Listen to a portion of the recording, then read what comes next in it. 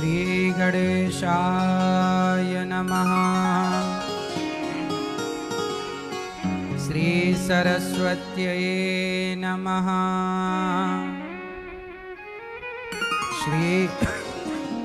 श्रीमते रामानुजाय नमः। नारायणं नमस्कृत्य नरं चैव नरोत्तमं देवीं सरस्वतीं व्यासं ततो जयमुदीरये।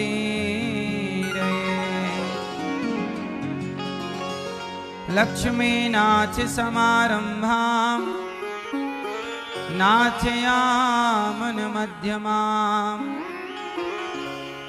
अस्मदाचार्यपर्यन्तां वन्दे गुरु परंपरां। चैनल को सब्सक्राइब जरूर करें। जय जय श्री राधा रमण, जय जय नवल किशोर, जय गोपी चित चोर प्रभु, जय जय माखन चोर। जय जय माखन चोर। राधा मेरी मात है, पिता मेरे घनश्याम, इन दोनों के चरणों में मेरा कोटि कोटि प्रणाम। मेरा कोटि कोटि प्रणाम। आए हो तो प्रेम से लो हरि का नाम, सब भक्तों को अनिरुद्ध की जय जय राधे श्याम। जय जय राधे श्याम, जय जय राधे श्याम, जय जय सीताराम।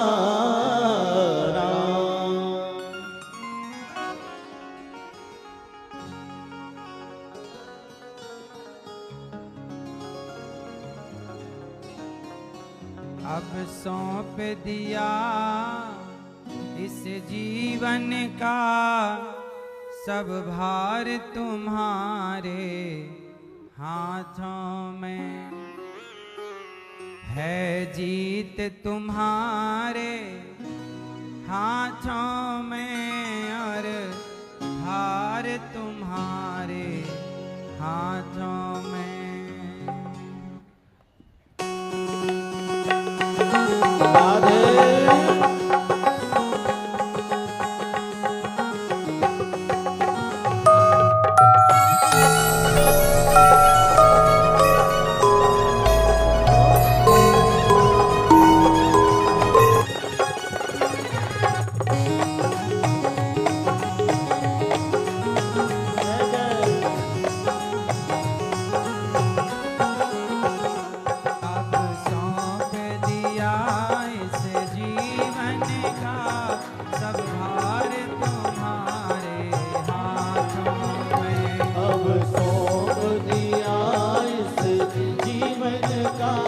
सब भार तुम्हारे हाथों में है।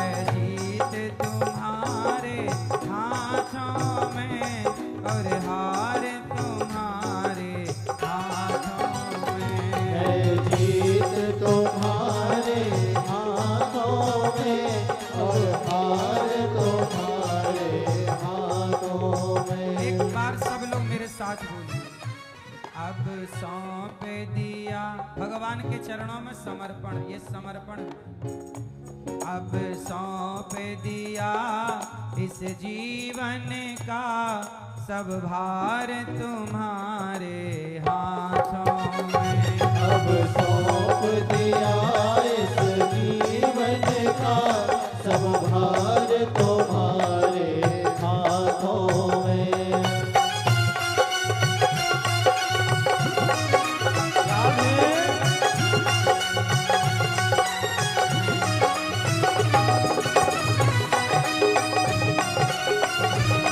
जय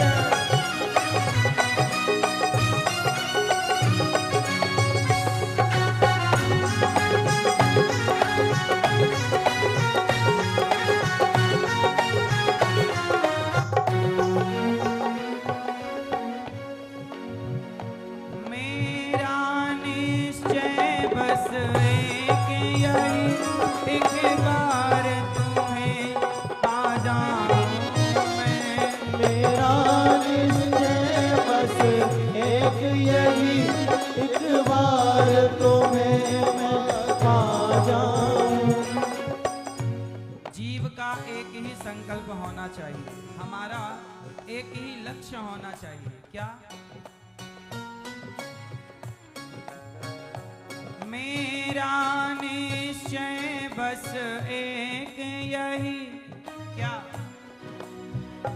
एक बार तुम्हें पा जाऊं मैं, मेरा निश्चय बस एक यही, एक बार तुम्हें पा जाऊं मैं।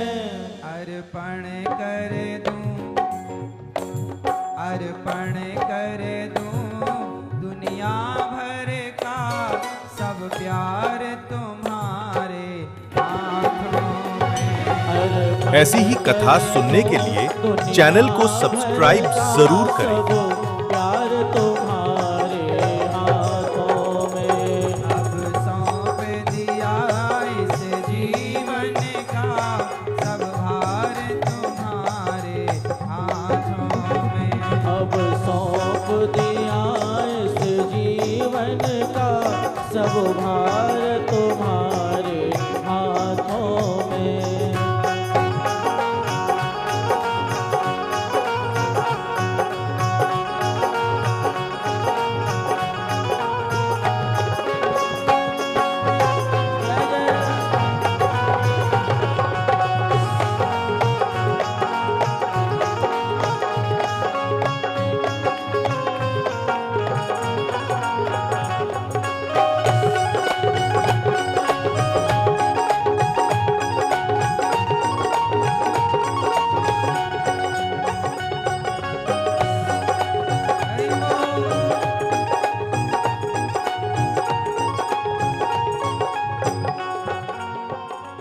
जो जग में रहूं तो ऐसे रहूं जैसे जल में कमल का फूल रहे। जो जल में रहूं तो ऐसे रहूं जैसे जल में कमल का फूल रहे। समर्पण कितनी अच्छी चीज है। जैसे कमल का फूल पानी में रहता है, पर पानी की एक भी बूंद उसमें ठहरती नहीं है। आप डालो, गिरा देगा। पानी की बूंद कमल को प्रभावित नहीं करती। उसी तरह संसार में रहो, पर संसार की माया, संसार के लोग आपको प्रभावित ना कर सके, ऐसे रहना है। जैसे कीचड़ में कमल रहता है, ऐसे बुराइयों के बीच में भी रहना पड़े तो रहो, पर अच्छे बनकर। जो जग में रहूं तो ऐसे रहूं जैसे जल में कमल का फूल रहे। जो जग में रहूं तो ऐसे रहूं जैसे जल में कमल का फूल रहे। मेरे सब गुण, मेरे सब गुण, मेरे सब गुण दोष समर्पित हो भगवान तुम्हारे चरणों में। मेरे सब गुण दोष समर्पित हो भगवान तुम्हारे चरणों में। अब सौंप दिया इस जीवन का सब भार तुम्हारे हाथों में। सब सौंप दिया इस जीवन का सब भार तुम्हारे हाथों में।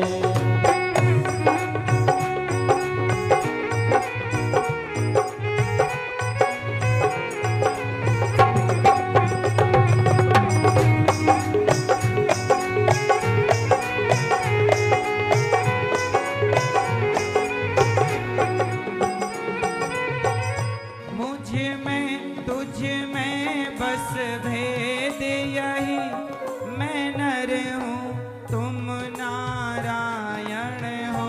मुझ में तुझ में बस भेद यही, मैं नर हूँ तुम नारायण हो।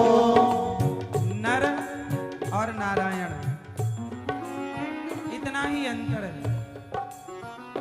तुझ में मुझ में बस भेद यही, मैं नर हूँ तुम नारायण हो। मुझ में तुझ में बस भेद यही, मैं नर हूँ तुम नारायण हो। मैं हूँ संसार के हाथों में, संसार तुम्हारे हाथों में। मैं हूँ संसार के हाथों में, संसार तुम्हारे हाथों में। मैं हूँ संसार के हाथों में, संसार तुम्हारे हाथों में। मैं हूँ संसार के हाथों में, संसार तुम्हारे हाथों में। बोलो राम राम राम, बोलो राम राम राम, सीताराम सीताराम सीताराम राम राम। बोलो राम राम राम, बोलो राम राम राम, सीताराम सीताराम सीताराम सीताराम। राम राम राम, बोलो राम राम राम, बोलो राम राम राम राम राम राम। बोलो राम राम राम, बोलो राम राम राम, सीताराम सीताराम सीताराम राम राम। अब सौंप दिया इस जीवन का सब भार तुम्हारे हाथों में। अब सौंप दिया इस जीवन का सब भार तुम्हारे हाथों में। अब सौंप दिया इस जीवन का सब भार तुम्हारे हाथों में। अब सौंप दिया इस जीवन का सब भार तुम्हारे हाथों में। अब सौंप दिया इस जीवन का सब भार तुम्हारे हाथों में। अब सौंप दिया इस जीवन का सब भार तुम्हारे हाथों में। सब भार तुम्हारे हाथों में, सब भार तुम्हारे हाथों में।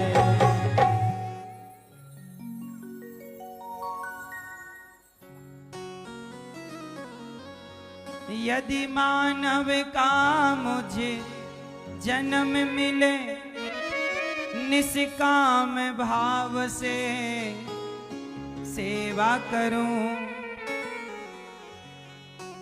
यदि मानव का मुझे जन्म मिले, भगवान जब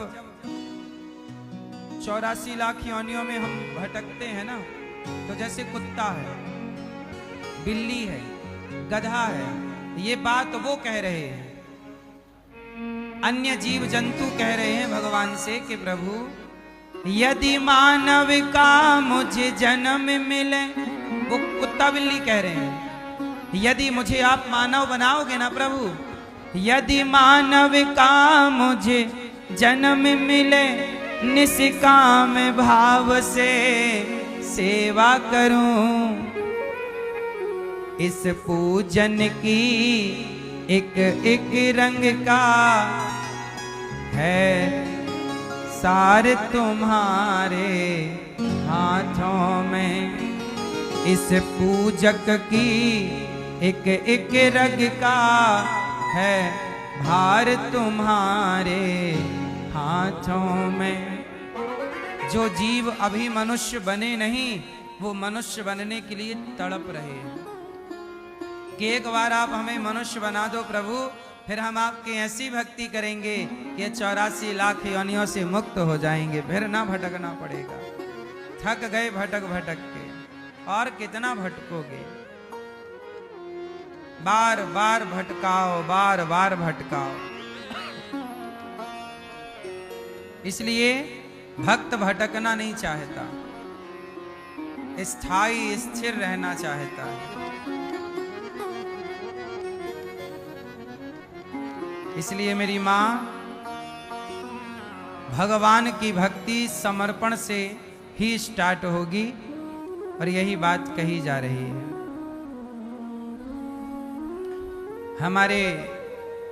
हमारी मैया श्रीमती शारदा बंसल जी परीक्षित मन के हमारी मैया कथा का रसपान कर रही हैं। और अपनी 21 पीढ़ी को कृतार्थ कर रही हैं। जो भागवत सुनता है उसकी 21 पीढ़ी पवित्र हो जाती है, तर जाती है।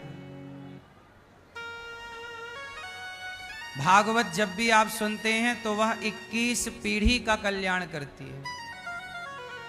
और हमारे भैया श्री अमित बंसल जी, जो अपनी माता जी को और स्वर्गीय पिताजी श्री विजय कुमार बंसल जी को भागवत सुनवा रहे हैं और पुत्र धर्म निभा रहे हैं।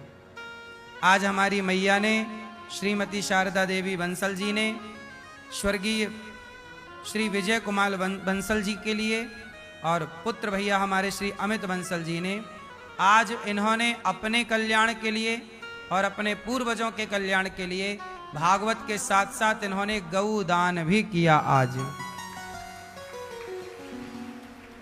अभी अन्न दान भी इन्होंने किया था पहले, आज इन्होंने गौदान किया एकादशी के पावन पर्व में। आज एकादशी है और आप लोग आज के दिन जरूर कोई अच्छा कार्य करिए, शुभ कार्य करिए। अभी मैंने सुना कि बाढ़ चारों तरफ चल रही है, आप लोगों ने भी देखा और सुना। अभी वृंदावन में भी यमुना मैया का पानी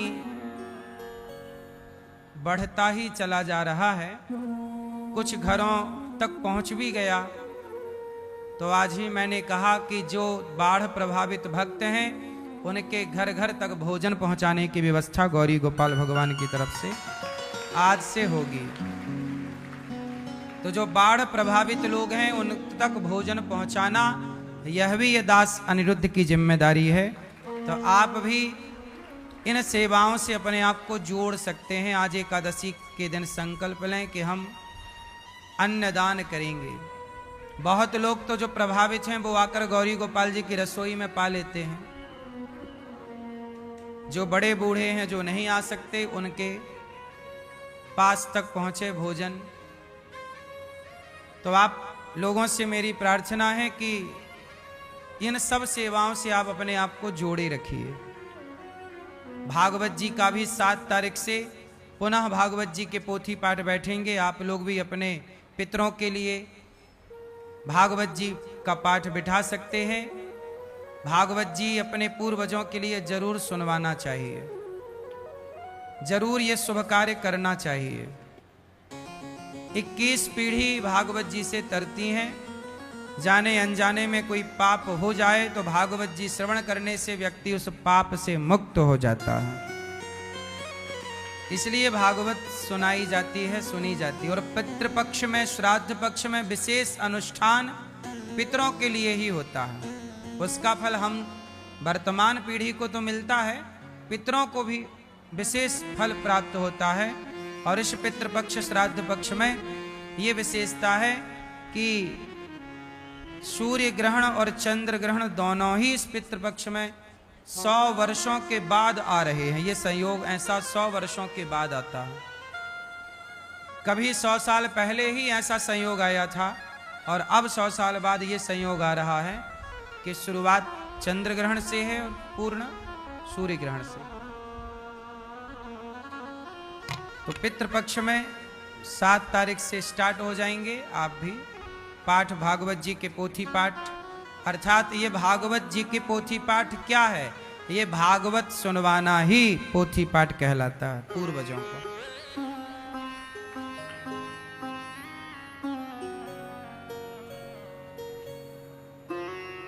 भगवान की कथा में हमारे अमित भैया कथा का रसपान कर रहे हैं, मैया जी सुन रही हैं और ये वर्षों से सुन रहे हैं कथा।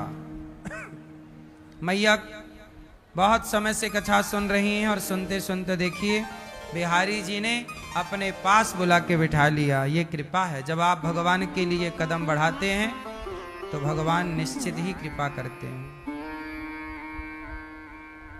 कल भगवान का प्राकट्य हुआ। नंदस आज नंद बाबा के यहाँ सारे भक्तों का तांता लगा हुआ है।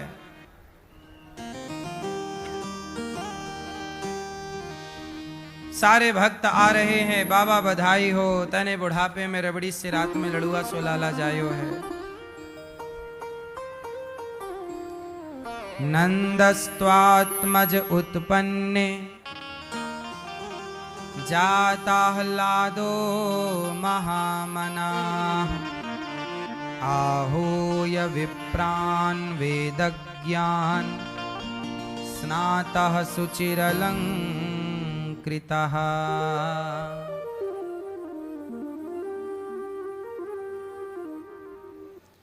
आज जाताह्लादो महामना आहूय विप्रान् वेदज्ञान स्नातः सुचिरलंकृतः। स्नान करके पवित्र होकर नंद बाबा बड़े मनस्वी और उदार थे। पुत्र के जन्म होने पर उनका हृदय आनंद से भर गया और नंद के आनंद भयो जय कन्हैया लाल की गूंज स्टार्ट हो गई। भगवान के जन्म होने पर प्राकट्य व्यवहार में बोला जाता है जन्म, पर भगवान का जन्म नहीं होता, प्रकट होते हैं। भय प्रकट कृपाला दीन दयाला कौशल्या हितकारी हर्षित महतारी मुनि मनहारी। तो भगवान नंद बाबा ने गौदान किया। गायों के सींग पर सोना, खुर पर चांदी मढ़कर, सुंदर रेशमी वस्त्र उड़ाकर गौ माता का दान, सुंदर सुंदर गौ माता का ब्राह्मणों को दान किया। और प्रेम पूर्वक बड़े भाव से नंद बाबा ने खूब उत्सव मनाया। अभी भगवान का उत्सव चल रहा था। दूध दही की कीच मच गई, चारों तरफ आनंद ही आनंद था। उत्सव चल रहा है ना, जगत के पालनहार आए। राम जी का उत्सव 6 महीने तक चला। ऐसा उत्सव के 6 महीने में 6 महीने तक मास दिवस कर दिवस भा मरम न जाने कोई। 1 महीने का दिन ही दिन रहा। 1 महीने तक सूर्य भगवान अस्त नहीं भये। मास दिवस कर दिवस भा मर्म न जाने कोई। और भगवान का उत्सव जब है तो आनंद है। सूर्य भगवान जाने को तैयार नहीं। तो चंद्रमा बोले कि हे सूर्य भगवान आप जा ही नहीं रहे हैं, तो हम कैसे दर्शन करें राम लला का। तो राम जी से शिकायत कर दी चंद्रमा ने कि सूर्य भगवान जा ही नहीं रहे हैं, हम कैसे दर्शन करें। तब कह दिया कि हम राम बनकर दिन में आए, तो चंद्रमा हम तुम्हारा यश बढ़ाने के लिए कृष्ण बनकर रात में आएंगे, तुम हमारा दर्शन करना। इसलिए सूर्य को दर्शन देना था तो दिन में आए राम, और चंद्रमा को दर्शन देना था तो रात को आए भगवान श्री कृष्ण आए। भाद्रपद मास के कृष्ण पक्ष की अष्टमी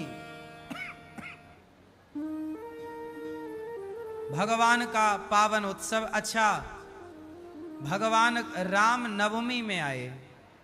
अंकों में सबसे बड़ा अंक क्या है? 9 से बड़ा कोई अंक? अंकों की संख्या, अंकों में सबसे बड़ा अंक 9 ही है। और 9 का पहाड़ा स्थिर है, ना घटता है और ना बढ़ता है। 9 दूनी 8 और 1 9। आप 9 का पहाड़ा पढ़िए। 9 एकम 9, 9 दूनी 18, 9 तिया 7 और 2 7 और 2 पूरा पहाड़ा पढ़िए। अंक टोटल 9 ही रहेगा। और तिथि 9वीं है। पहाड़ा 9 का पढ़ लीजिए। स्थिर है 9। इसलिए राम की मर्यादा, राम जी 9वीं में आए तो राम की मर्यादा 9 अंक की तरह स्थिर है। सबसे बड़ा अंक 9, तो सबसे बड़ी मर्यादा राम की, इसलिए नवमी में आए राम। अच्छा, राम कितने बजे आए? रात दिन के 12 बजे। अच्छा, 12 बजे राम भी आए और 12 बजे कृष्ण भी आए। और राधा रानी का जन्म भी 12 बजे हुआ, अष्टमी को। अभी गई ना 31 तारीख को श्री राधाष्टमी। ये 12 बजे क्यों आते हैं भगवान? 12 बजे क्या है? 12 बजे चाहे दिन के 12 बजे हो चाहे रात के 12 बजे हो, 12 को क्या बोला जाता है? हाँ? रात्रि के 12 बजे को क्या बोला जाता है? मध्य रात्रि। और दिन के 12 बजे को मध्य दिवस। मध्य मतलब सेंटर। बात समझ रहे हैं? 12 बजे, दिन के 12 बजे मतलब पूर्ण दिन। सेंटर, क्यों सेंटर मान लिया जाए 12 बजे को? रात्रि का सेंटर 12 बजे रात, और दिन का सेंटर 12 बजे। बोलो हाँ, दिन के 12 बजे सेंटर है और रात के 12 बजे हाँ मध्य, मध्य रात्रि और मध्य दिवस। मध्य दिवस अति शीतन घामा। तो भगवान इस धरती पर आते हैं ये संसार के प्राणियों की मध्यस्थता करने के लिए। इसलिए मध्य दिवस और मध्य रात्रि में आते हैं कि दुनिया के लोगों को सही मार्ग प्राप्त हो। दिन के 12 बजे मध्य दिवस इसलिए राम ने चुना कि दिन में हम दुनिया को प्रकाश दिखा सकें। जो दिन में भटके हैं उन्हें राम प्रकाश दिखाएं, और जो रात में भटके हैं उन्हें कृष्ण प्रकाश दिखाएं। बोलो हाँ। भगवान राम के सामने चुनौती क्या थी? सूर्य वंश में एक मां भटक गई। जो सूर्य वंश की बहू है माता कैकई, वो भटक गई और राम को वनवास भेज दिया। बोलो हाँ। तो समाज को प्रेरणा देना था राम को कि दिन में भी बहुत लोग ऐसे हैं जिन्हें दिखता नहीं है। आंख है, अब बताओ कैकई माता की तो आंखें थीं, पर उन्हें स्वयं का हानि और स्वयं का लाभ नजर नहीं आ रहा। राम को वनवास भेजने में फायदा है कि नुकसान, ये कैकई मां नहीं देख पाई। बोलो हाँ। तो जो दिन में भटके हैं ऐसे मंथरा और कैकई जैसों को, रावण जैसे ज्ञानियों को, रावण ज्ञानी था, वो ज्ञानी है और फिर भटक गया, मतलब ये दिन में भटका हुआ है। तो दिन में भटके हुए लोगों को सही रास्ते पर लाने के लिए राम का अवतार होता है। और रात्रि में कौन भटका? सुनो, रात्रि में कौन भटका? माता गांधारी। माता गांधारी की आंखें थीं, लेकिन माता गांधारी ने पट्टी उठाई और वो दिन से रात की ओर चली गई, प्रकाश से अंधकार की ओर चली गई। माता गांधारी ने प्रकाश को चुना कि अंधकार को चुना? बोलो, क्या चुना? ईश्वर ने तो आंखें दी थी गांधारी को, पर गांधारी माता ने पट्टी उठाई और आंखों में बांध ली, प्रकाश से अंधकार की ओर चली गई। जबकि हमारे वचन क्या कहते हैं वेदों के? असतो मां सद्गमय तमसो मां ज्योतिर्गमय। हे प्रभु, हम अंधकार से प्रकाश की ओर जाएं, अज्ञान से हम ज्ञान की ओर जाएं। पर मां गांधारी है कि जो प्रकाश से अंधकार की ओर चली।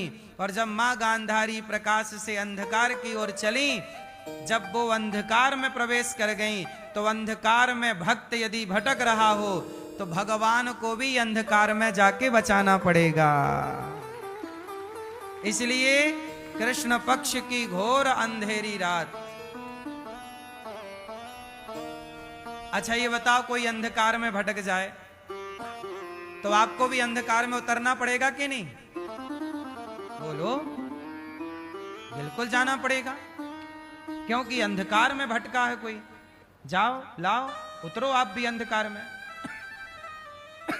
तो जो समाज अंधकार में चली गई है, जानकर आंखों में पट्टी बन गई। भगवान कृष्ण के सामने सब अंधे अंधे हैं, नहीं है?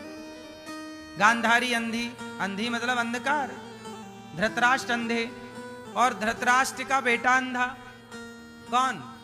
दुर्योधन। अंधा का मतलब ये नहीं, आंखें तो थी साहब, पर इन आंखों के होने से क्या होता है? आप कृष्ण सामने खड़े हैं और पहचान नहीं पा रहे हो, तो आप अंधे ही हो।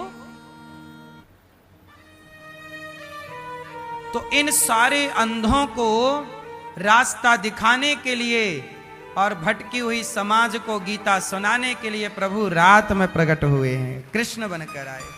तो जहां दिन में भटके हुए हैं तो राम आ गए, और रात में भटके हुए हैं तो कृष्ण आ गए। अब आप लोग देखो कि आप दिन के भटके हो कि रात के भटके हो, प्रकाश में भटके हो कि अंधकार में भटके हो। कुछ लोग प्रकाश में भटक जाते हैं, कुछ लोग अंधकार में भटक जाते हैं।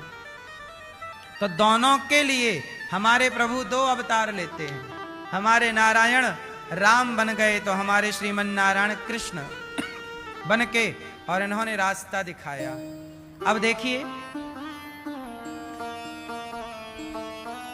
भगवान कृष्ण रात में आए क्योंकि कंस भी भटका है।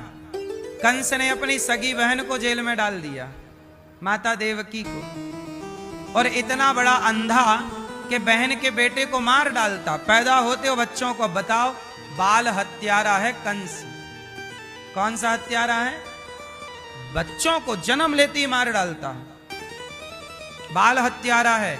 अब ये बताओ, ये अंधा है कि आंख वाला है? बोलो। तो भगवान कृष्ण के सामने अधिकांश अंधे ही अंधे थे। शिशुपाल, शिशुपाल भगवान को 100 गालियां रोज देता, बुआ का बेटा था, गालियां देता। अब ये अंधा है कि आंख वाला है? तो इन अंधकार में जी रहे प्राणियों को बचाने के लिए भगवान स्वयं अंधकार में कूद गए कि मेरा भक्त यदि आपका सोना कीचड़ में गिर जाए, आपका सोना अंगूठी हार मलमूत्र के गड्ढे में गिर जाए ना, तो आप उसे भी हाथ डाल के निकाल लोगे। बात सही है कि गलत है? और ऐसे आप मलमूत्र में हाथ ना डालोगे, क्यों? ऐसे कौन मलमूत्र में हाथ डालेगा? लेकिन सोना गिर जाए तो लोग मलमूत्र के गड्ढे में भी हाथ डाल के उसे निकाल लेंगे। ऐसे भक्त जब गड्ढे में गिर जाता है पाप के, तो भगवान उस गड्ढे में कूद कर अपने भक्त को बचा लेते हैं कि मेरा भक्त तो मेरे लिए सोना है, मेरा भक्त तो मेरे लिए सोना है, हीरा है। तो आप जैसे, हम जैसे पापियों को बचाने के लिए जो अंधकार में भटक रहे, अंधकार क्या है? आपके सामने प्रकाश है कि अंधकार है? बोलो, क्या है? प्रकाश है। जो लोग पैसे को ही सब कुछ मान रहे हैं, जो भगवान को भूले बैठे हैं, जो शराब पी रहे हैं, गलत काम कर रहे हैं,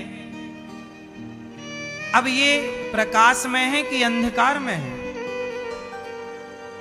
मानव शरीर पाकर भी भला नहीं कर रहे हैं, बुरा कर रहे हैं।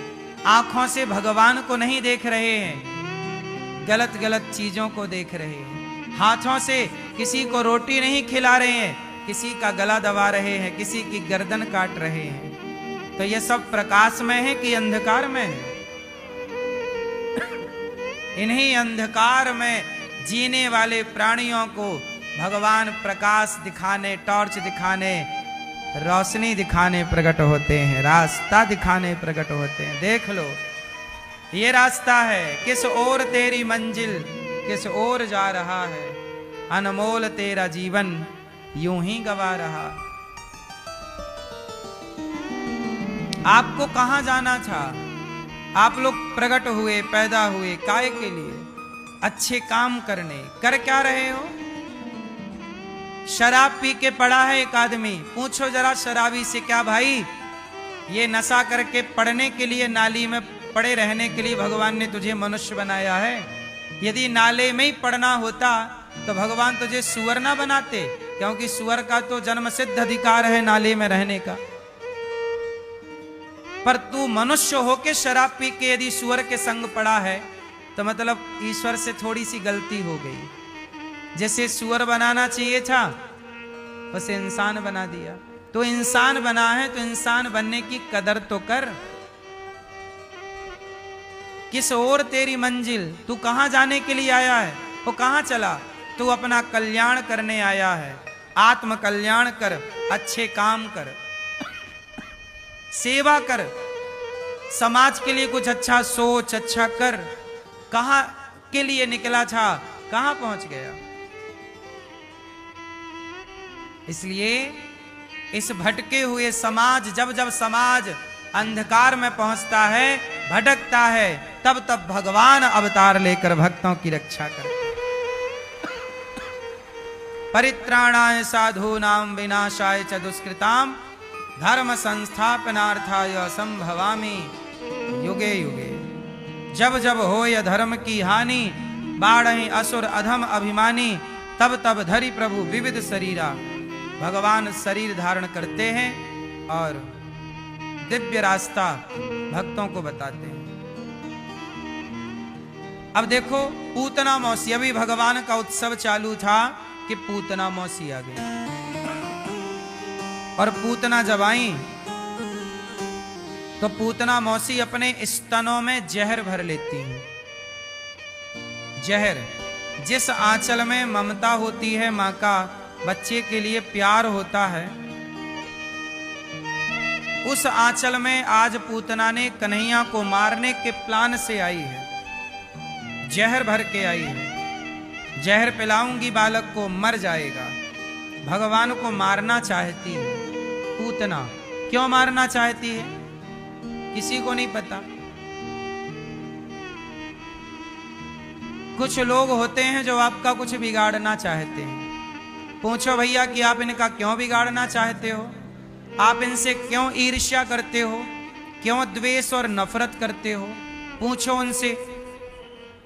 आप तरक्की कर जाओगे ना तो अपने आप आपसे जलने वाले लोग खड़े हो जाएंगे, ईर्ष्या करने वाले लोग खड़े हो जाएंगे।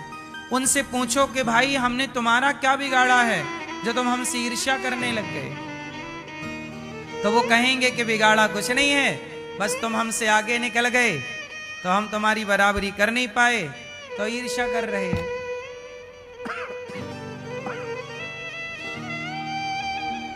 ऐसे ही पूतना अविद्या भगवान को मारने के लिए आ गई। मैया से बोली जरा मोकू बहन पानी ला दे। मैया पानी लेने गई, कन्हैया पालने पर लेटे थे। पूतना आई, भगवान की ओर बढ़ी। भगवान ने पूतना को देखा, आ गई राक्षसी, तो भगवान आंखें बंद कर लेते। भगवान ने पूतना को देखते ही अपने नेत्रों को बंद कर लिया। क्यों बंद कर लिया? क्योंकि भगवान कहना चाहते हैं कि पूतना का शरीर बहुत सुंदर है पर इसका मन सुंदर नहीं है, और जो तन से सुंदर है मन से सुंदर नहीं है, ऐसों को भगवान देखना पसंद नहीं करते। भगवान को आपका तन अच्छा नहीं लगता। तन से तो संसार रीझता है, तन से जगत रीझता है। जगन्नाथ को रिझाना हो तो तन को नहीं, मन को सुंदर बनाना होगा। भगवान मन से रीझते हैं। आपका तन कैसा है? आपके पति आपकी पत्नी को आपके तन की जरूरत पड़ती है। संसार के लोगों को तन चाहिए, पर भगवान को तो आपका निर्मल मन चाहिए। इसलिए संसार को रिझाना है तो तन को सजाइएगा, और भगवान को रिझाना है तो मन को सजाइएगा। किसे रिझाना है आप जानो। दोनों रीझते हैं, हाँ या ना? आज के लोग तन की सुंदरता पे मरते हैं। गोरी दुल्हन चाहिए कुछ लड़कों को, सुंदर पति चाहिए कुछ लड़कियों को। सुंदरता की परिभाषा क्या है ये नहीं पता। लोगों को लगता है चमड़ी गोरी है तो सुंदर है ना। चमड़ी परिभाषा नहीं है सुंदरता की। बताओ सुंदर किसे कहते हैं? क्यों भैया आप बताओ सुंदर किसे कहते हैं? स्त्री या पुरुष दोनों के लिए सुंदर किसे कहते हैं? आप बताओ सुंदर किसे कहते हैं? हैं?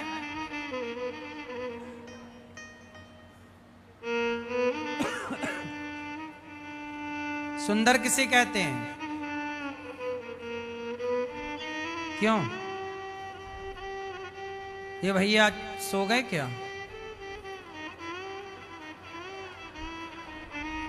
सो गए प्रभु? मैया जा रही हो? सुंदरता की परिभाषा ढूंढने जा रही हो? अच्छा जा रही हो, टाटा।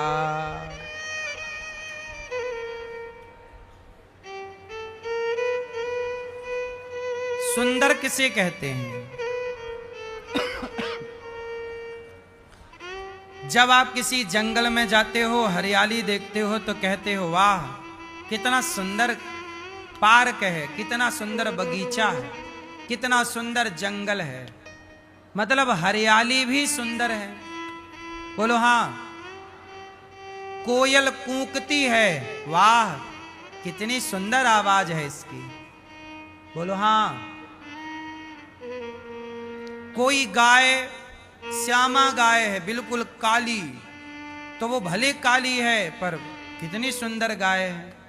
तो काले रंग को भी सुंदर कहा जाता है। हमारे कन्हैया कितने सुंदर हैं, कोई गोरे थोड़ी हैं।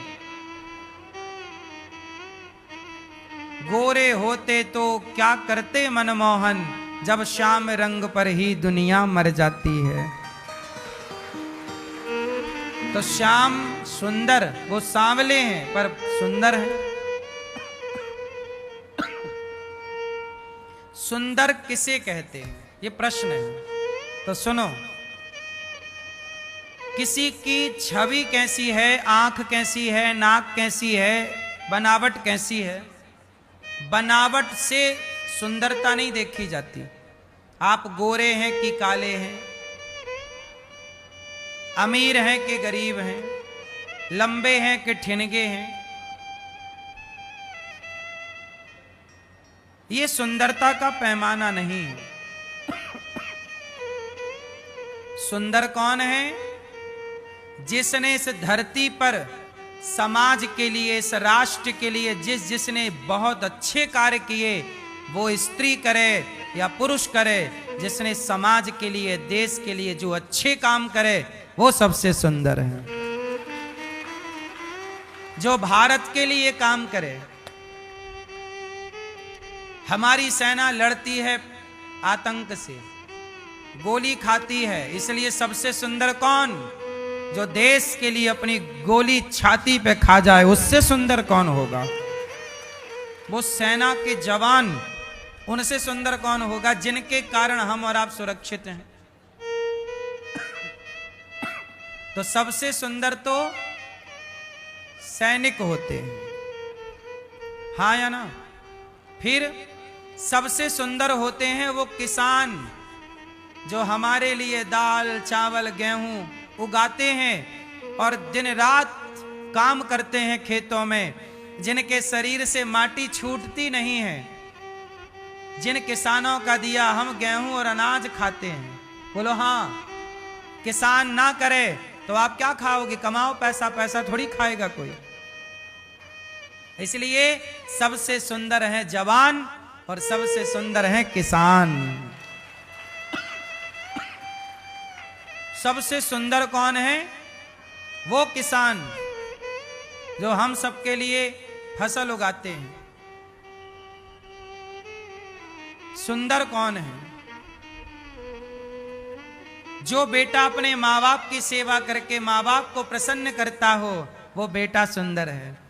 जो अपने सास ससुर का सम्मान करती हो, वो बहू सुंदर है। जो अपने पति को परमात्मा की दृष्टि से देखती हो, पति का सम्मान और प्रेम से प्रसन्न रखती हो, वो पत्नी सुंदर है। जो पति अपनी पत्नी का कर्तव्य पूरा करता हो, ख्याल रखता हो, अपनी पत्नी के सिवा पराई स्त्री को ना देखता हो, उस पुरुष से अधिक सुंदर कौन होगा। वह स्त्री सबसे ज्यादा सुंदर है, वह पुरुष सबसे ज्यादा सुंदर है जो चरित्रवान है। बोलो हाँ।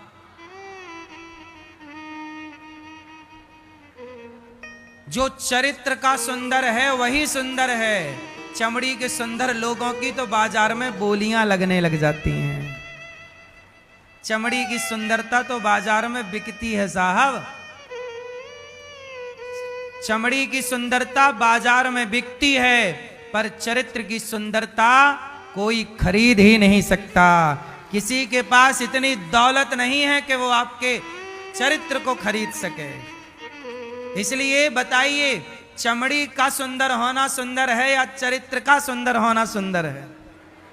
इसलिए कहता हूं कि लिव इन में रहकर चरित्र ना बिगाड़ो, चरित्रवान बनो। सुंदर बनना है तो लड़का हो लड़की हो, चरित्रवान रहो। आप 4 पुरुषों के संग रह लिए, आप 4 स्त्रियों के संग रहते हैं, तो आप सुंदर थोड़ी हैं। बोलो, आप बताइए, आपका पति आपको धोखा दे के पराई औरत के संग रहे तो क्या वो सुंदर माना जाएगा? फिर इसलिए मूल सुंदरता चरित्र की है। आपकी आंख है कि नहीं, आप अंधे हैं, लंगड़े हैं, बहरे हैं, काने हैं, कोई फर्क नहीं पड़ता।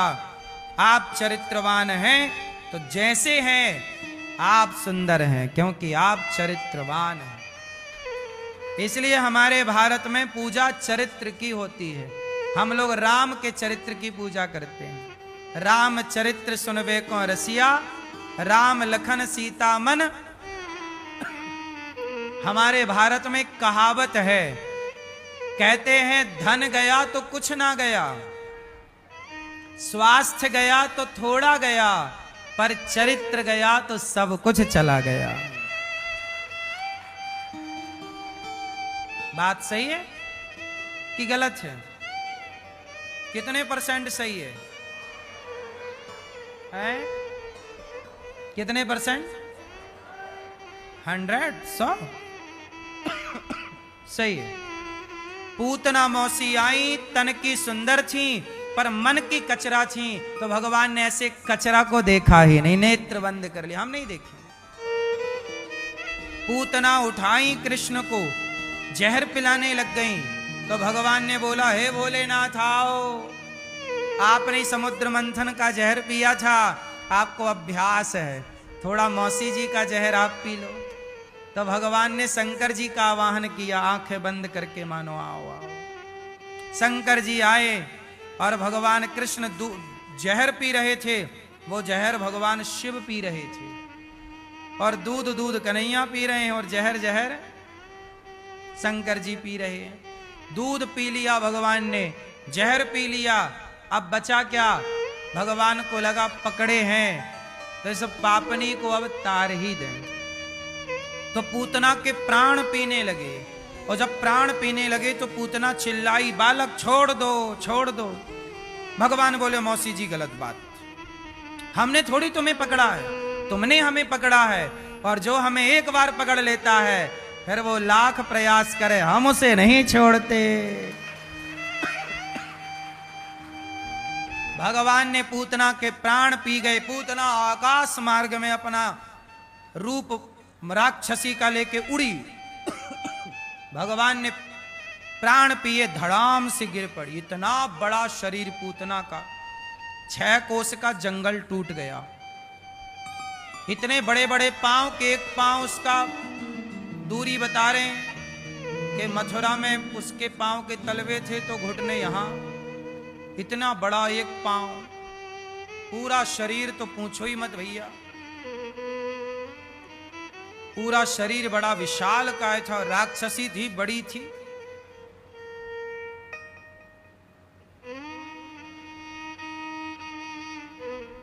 पूतना के कान कहां गिरे?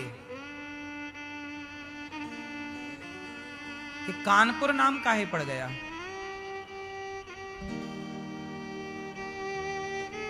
और ये नागपुर नाम कैसे पड़ गया?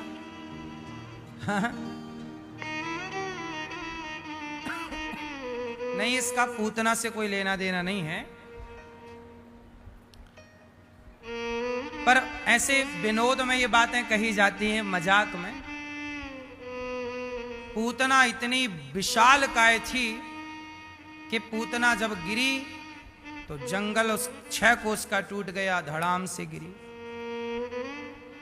और पूतना के ऊपर भगवान खेल रहे। ये पूतना पिछले जन्म में राजा बलि की बेटी रत्नमाला थी।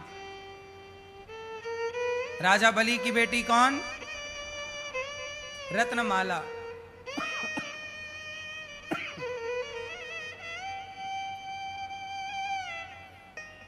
राजा बलि के यहां जब वामन भगवान आए तो वामन भगवान ने जब सुंदर सा रूप दिखाया तो राजा बलि की बेटी रत्नमाला बोली, ऐसा बेटा मेरा होता तो मैं दूध पिलाती। भगवान बोले तथास्तु। जब कहा कि ऐसा बेटा मेरा होता, जब 3 पग में सब नाप लिया, तो बोली ऐसा छलिया बेटा मेरा होता तो जहर पिला देती। तो पहले उसका भाव बना कि मैं दूध पिलाती, फिर भाव बन गया कि मैं जहर पिलाती। तो भगवान ने कहा तुम दूध भी पिलाना और जहर भी पिलाना। वही बनी राक्षसी पूतना, तो दूध भी पिला रही है और जहर भी पिला रही है। और भगवान ने उसको उतार दिया। नंद बाबा कंस का कर चुका के लौटे तो पूतना का शरीर पड़ा, चिता पे रखा, काट काट के कई चिताएं बनाई। और जब आग लगाई तो पूतना के शरीर से दुर्गंध नहीं, सुगंधी निकल पड़ी। क्यों? क्योंकि भगवान जिसे स्पर्श कर लेते हैं, जो भगवान के सामने आ जाता है, वो पूतना कितनी भी बड़ी पापनी थी, भगवान ने उसे पवित्र कर दिया। पूतना लोक बालघनी राक्षसी रुधिरासना जिघांसयापि हरये स्तनम दत्वा प्रसद्गति। अहो वकीयं स्तनकालकूटं जिघांसयापाययदप्यसाध्वी लेभे गतिं धात्र्युचितां ततोऽन्यं कं वा दयालुं शरणं व्रजेम। बड़े आश्चर्य की बात है, पूतना बकासुर की बहन बकी आज पापनी से पापनी पूतना को तार दिया। हमारे भगवान जितने दयालु हैं, कोई इतना दयालु नहीं। पापनी पूतना, जहर पिलाने वाली पूतना को तार दिया, तो आरती उतारने वाले भक्तों की कौन गति होती होगी? क्या गति करते होंगे ईश्वर। न जाने कौन से गुण पर दयानिधि रीझ जाते हैं। यही सदग्रंथ कहते हैं, यही हरिभक्त गाते हैं। भगवान बड़े दयालु हैं। किस भक्त पर किस तरह कब कृपा करें कोई नहीं जानता।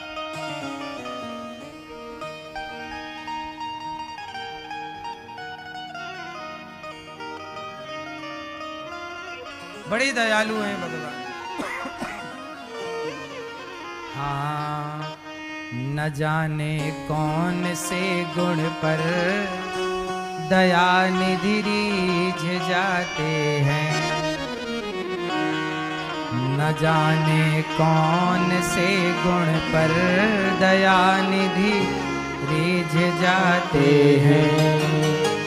यही सदग्रंथ कहते हैं, यही हरि भक्त गाते हैं।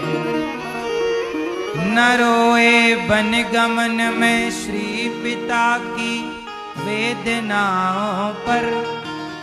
न रोए बन गमन में श्री पिता की वेदनाओं पर। उठाकर गिद्ध को निज गोद में आंसू बहाते हैं। न जाने कौन से गुण पर दयानिधि रीझ जाते हैं। भगवान जितना दयालु कौन होगा। इसलिए कहता हूं, संसार में क्यों उलझे हो? आओ भगवान की शरण में और भगवान में आत्मसमर्पण कर दो। जो कोई ना सुनेगा वो भगवान सुनेंगे, जो कोई ना करेगा वो भगवान करेंगे। इसलिए कहो ऐसे भगवान को आ बैठ मेरी गोदी में, आ बैठ मेरी गोदी में, तुझको निहार लूं, हाय नजर ना लग जाए तेरी, नजर उतार लूं।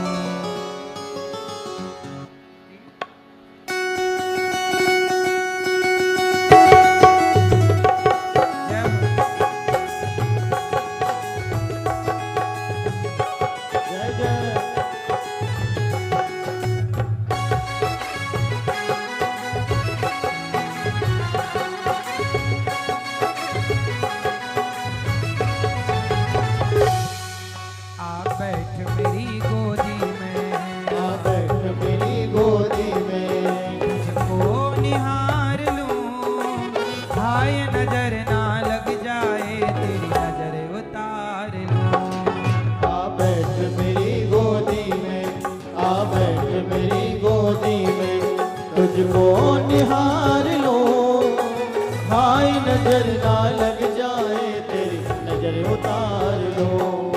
आ बैठ मेरी गोदी में, आ बैठ मेरी गोदी में।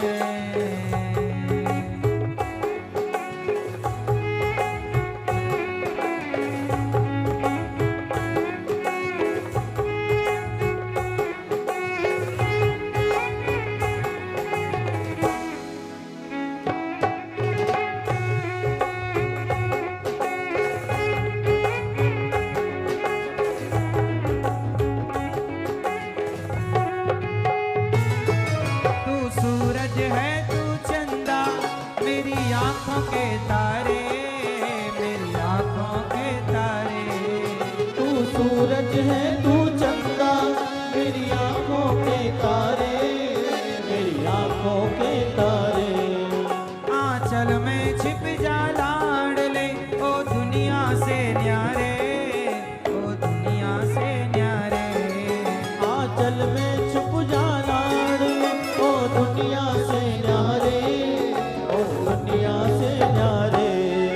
किस्मत तो मेरो लाला, किस्मत तो मेरो लाला, किस्मत तो मेरो लाला, तुझ पे जगवार दूं, हाय नजर ना लग जाए तेरी, नजर उतार लूं। आ बैठ मेरी गोदी में, आ बैठ मेरी गोदी में, तुझको निहार लूं, हाय नजर ना लग जाए तेरी, नजर उतार लो। आ बैठ मेरी गोदी में।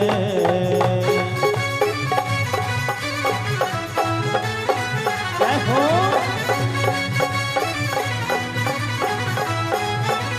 राधे।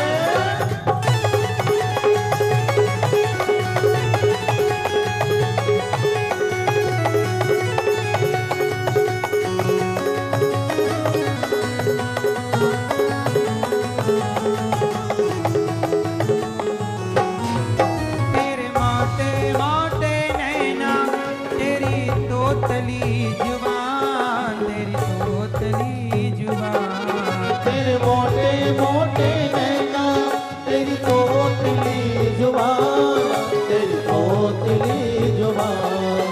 मैं आनंद में आ जाती जब कहता तू मुझे माँ, जब कहता तू मुझे माँ। मैं आनंद में आ जाती जब कहता तू